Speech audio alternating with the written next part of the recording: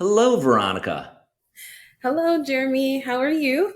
I'm great. I am great. I'm excited to chat with you right now. Enjoyed the chat that we had a little while ago, and I'm honored to have a PhD on this pod. I'm honored to have my first doctor on the Oh Hello podcast in VOD, and the fact That's that we have a sweet of you. doctor who's joining the Oh Hello tribe is so exciting. That's so sweet of you, Jeremy. I am happy to be here. And I also have to say, I love that Charlie Brown music. I'm a huge Charlie Brown fan. So happy to be here. Thank you. Having a mix up of the Peanuts meets Jay Z, it's a great mashup. It gets you just puts a smile on your face, gives you a little shoulder shimmy, especially early in the morning while we're drinking our coffee. So it's perfect. So Yes, I always have a cup of coffee beside me and a Jay Z track on play early in the morning. So I am a huge Jay Z fan. So you that's what I'm literally talking got about. There we 100 go. points in my book. Well, I know who you are. Why don't you tell us who are you? Like, tell us about yourself.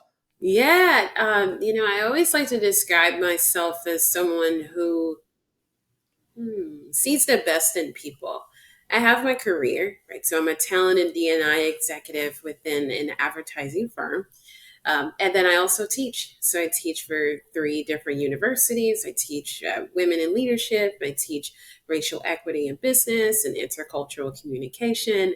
And I'm a children's author outside of work. I have a small business where my co-founder and we go into businesses, we go into schools and educate folks about belonging in the home.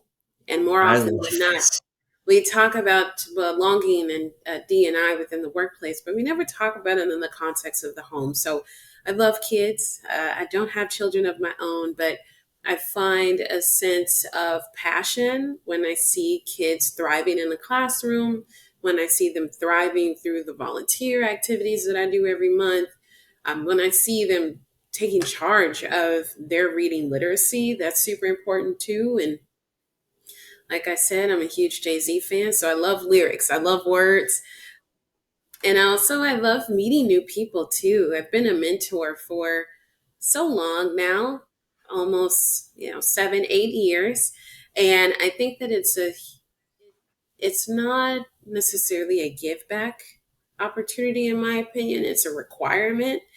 Every year, I see it as a reason for my why, as to why I do this work, why I show up in the spaces that I'm given, and then also the young women and men that come my way. I mean, even some senior level executives that also need my support too. So Sure. I love the reverse mentorship as well. So that's a little bit about me and also how I view mentorship. I know you didn't ask me that, but I feel I like it's love that. kind of the reason for why we do what we do.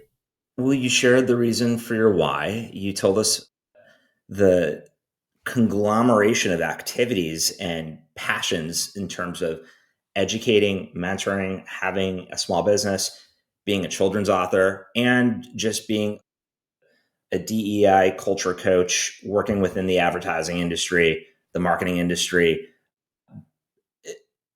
I don't know when you have time to sleep or breathe, but thank you for being part of Oh Uh-huh. Hello. We appreciate it. I appreciate it so much. What's the name of the book? Let's drop it in the pod right now. Oh, I love it. Yeah, so I it's two children's books. The first is Journey to Appleville, so it's kind of a play on my last On name. your last name. Yep. Appleville is that place where kids can just be their best selves and to feel inspired.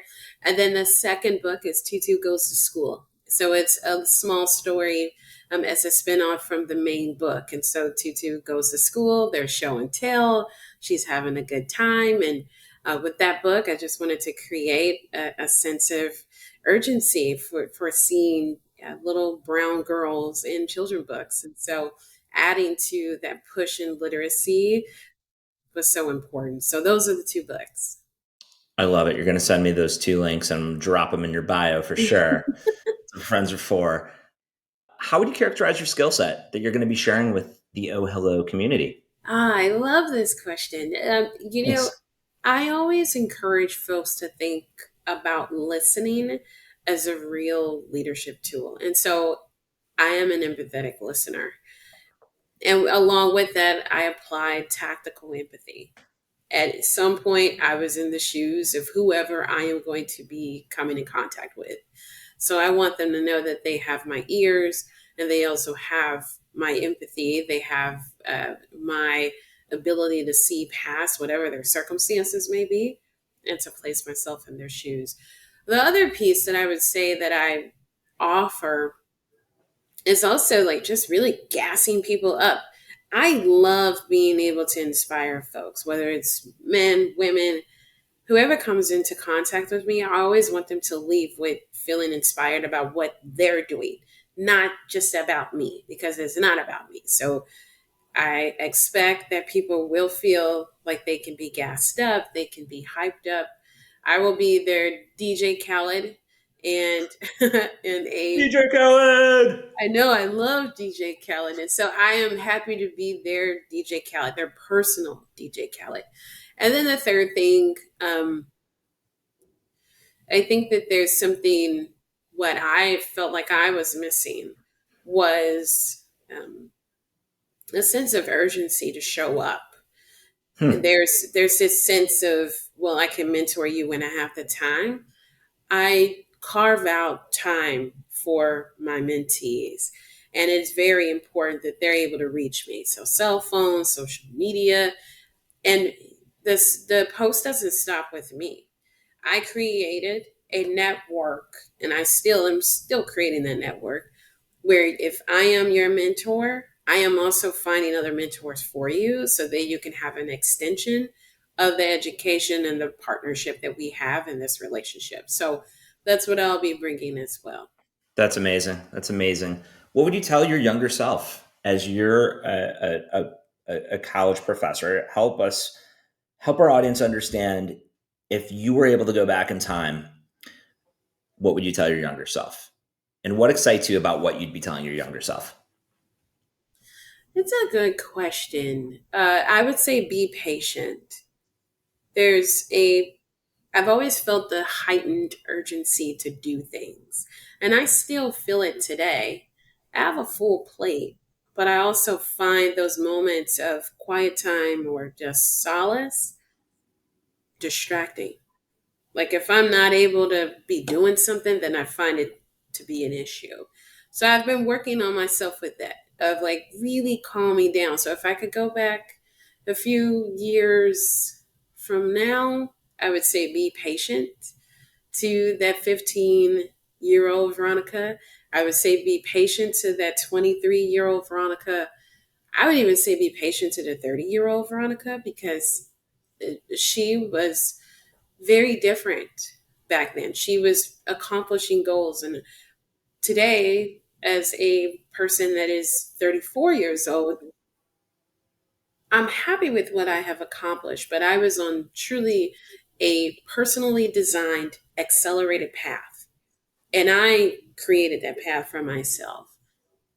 I feel like I had to because of my upbringing, being raised by a single mom, living on the south side of Chicago, going to public schools. You know, you see the surroundings that you have, and you are your ticket, right? Yeah. You don't have anything else, and so I feel like I've carved this out, and I'm grateful for it. But I do wish that I was a little more patient because then maybe I would find solace and be proud of it and find those moments of quiet time and say, okay, chill, Veronica. So I have to physically and emotionally place myself in those moments of quiet time. And I have struggled with that a little bit. So, a little TMI, but I think that's also the intent of this conversation too, to be vulnerable so that folks know that we are truly all humans kind of battling the same types of issues or maybe different issues but different textures. So more often than not our identity is rooted in what we do, and sometimes it's not. And many folks are always on that path to finding what their passions are, what really truly drives them. I am fortunate enough that I have found those key drivers, but now I need to find those moments where I'm truly calming down, putting Veronica first, ensuring that I'm also still showing up for others while simultaneously placing career first. And so I love this space that I'm in right now because I'm in heavy reflection. The last note that I'll make, I had a conversation with one of my mentees last week who is a young man who's a creative for one of the largest firms in the industry. And he said, Veronica, my birthday's coming up and I have been in heavy reflection. And I said, well, you've already been kind of heavy of a reflector anyway. That's just your personality. But I think that many of us are intentionally more reflective than we have been in the past. And what I mean by that is prior to the pandemic, prior to 2020, or I could even go back to 9/11 if we wanted to go back further than that. Around 9/11, we changed just as humans. We lost a lot of lives. We were impacted in a big way just globally by what happened. And then you fast forward to a few years later, the pandemic, 2020. You are not the person that you were prior to the pandemic. You are not the same person that you were during the pandemic. You're not even the same person who you were after the quote unquote pandemic, which Right. in many ways is still going. And then also, you're not the same person that you were in 2022 either. So even if we just really label ourselves and think critically about the transitions of our evolution, we are not the same.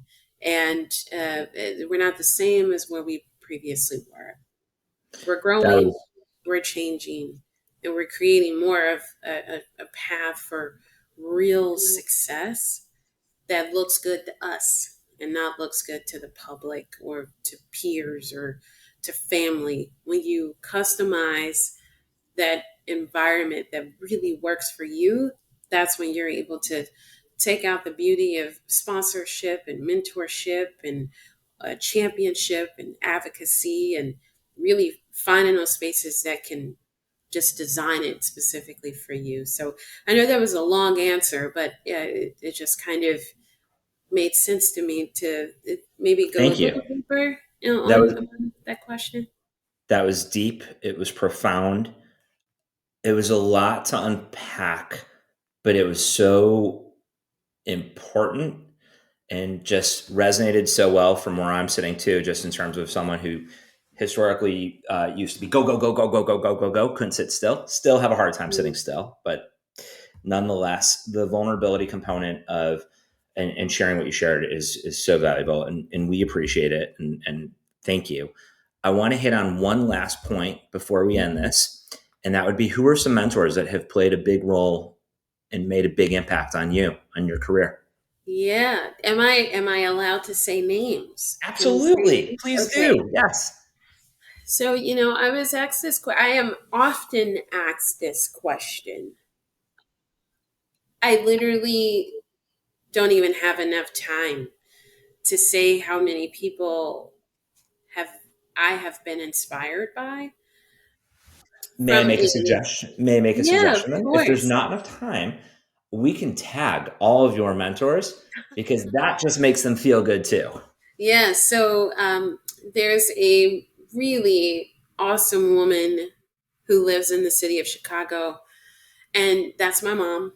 Her Cool. name is Cynthia Clark, Go, and Cynthia. she is just a rock star. I think that she took pebbles and just made like some solid rocks, glaciers, just all sorts of stuff. And I don't know. I just feel like she doesn't get enough credit. I'm like, what else can I do? You're never able to pay back the person that created you, and especially if you have a really great relationship too. And I am aware of that many people don't have those types of relationships with their parents or their guardians, but I do, and I'm so grateful for it. So that she is one extraordinary woman. Another woman that really comes to mind is Renetta McCann, and she is just another rock star. She's a I mom. definitely know her name. She's a wife. She's a powerhouse within the advertising industry and sits within one of the largest, holding companies in the world. And I've been inspired by her. I've followed her career since 2006, and she will be honored by the Advertising Hall of Fame really soon. And so she is Amazing. literally another glacier that has kind of shaped what my mind frame is within this industry. And it's a reminder to truly never give up on trying to advance equity within an industry that wasn't originally designed for Black and Brown people. So I I love love that you that said I'm that. able to look at her as someone that has inspired me. And I've had this mentorship conversation with him often. His name is Jason Smith. And Our dear mutual friend. I I love know. Jason. And he's so warm. He's also another dad. He just just a great human that I Yes, he think is.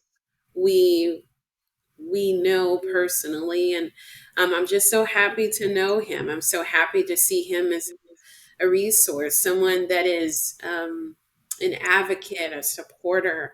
It's so important for women to have men that they are able to look to and be inspired by, but then to also just call as like a really good friend. So Jason Smith is awesome. Lizette Williams is another awesome human who is a glacier in the industry, currently a mom as well. And just what I love about these folks is that they have multiple roles, right? Like I am someone that don't have children, I'm not married yet. And so it's nice to see where folks are in their career and they also have families and they also are truly human in the end. And then if I take all the folks that I know in the city of Chicago and New York and LA and Arizona and all the other places in Atlanta, like I literally would be talking to you all day, Jeremy. But I love the women that are in my family as well. I have cousins and aunts and just We'll extraordinary. hit that on volume 2 when we do the second episode. And I can't forget Jay Z. Like, how could I forget not being inspired by? I mean, I think that he is just extraordinary. And obviously, I can't relate to kind of his upbringing. I can't relate to, even the evolution of the relationship that he had with his mom, but who he is today and kind of the trajectory of his career of fighting and climbing. That's what I relate to. I relate Amazing. to the climb that is necessary in order to provide success. And when you're hungry for something, you can find it in. And I see that in JC. I see it in DJ Khaled. I see it in so many people. So I resonate with that so much on a more public mentorship level. Well, with that said, Veronica, keep on climbing, keep on being you. This was so fun. This was an awesome session. I'm so grateful to have you on our show. Thank you. Really appreciate it. Thanks, everybody, for listening.